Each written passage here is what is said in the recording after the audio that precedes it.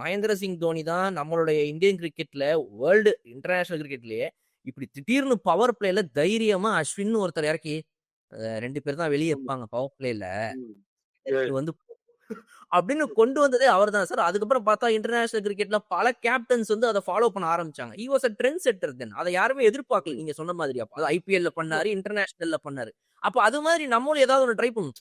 இல்ல தோனி கொண்டு வந்த அந்த ஸ்ட்ராட்டஜியை நான் வந்து என் கேப்டனை ஃபாலோ பண்ண விட மாட்டேன் அப்படின்னு நினைச்சா இது என்ன சார்? தோனி போலாடுக்கு அம்பையருக்கு பின்னாடி மேத்யூ ஹேடனை வச்சு உள்ளாம் சார் டெரிஃபிக்கான ஃபீல்ட் பிளேசிங். நம்ம அதை பண்ண மாட்டோம். அதனால என்ன பண்றது, ஈகோ. பாவமா அதே பண்றாரு. வேர்ல்டு கப்ல பாவமா அதை பண்றாரு. அம்பையருக்கு பின்னாடி அவர் ஒரு ஃபீல்டு இருக்கிறார். நான் என்ன சொல்றேன், நீ அந்த மாதிரி வேணாம். நான் இப்ப சொல்றேன் இந்த விஷயங்கள். நம்ம டவுன் அனுப்புறது, பேட்டிங் ஆர்டர் அனுப்புறது, தகால பிச்சுக்கு ஏற்ற மாதிரி கொஞ்சம் மாத்துறது ரொம்ப டஃபா இருக்கா. Axar Patel number 4 correct. அவர் தள்ளி கிள்ளி ஆடி ஒரு 40 அடிச்சுடுவார். ஸ்டெடி த போட். அப்ப நீங்க அனுப்புங்க. But it's coming on to the bat. ரொம்ப சர்வ சாதாரணமா வருது.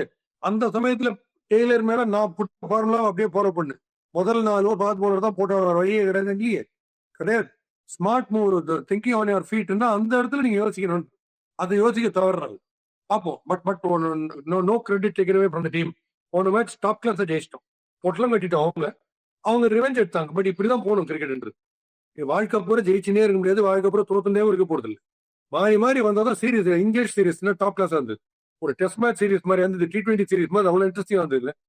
தப்பு கிடையாது. Next match we should bounce back. இந்த வீக்னஸ் கிளியர் பண்ணுவோம்.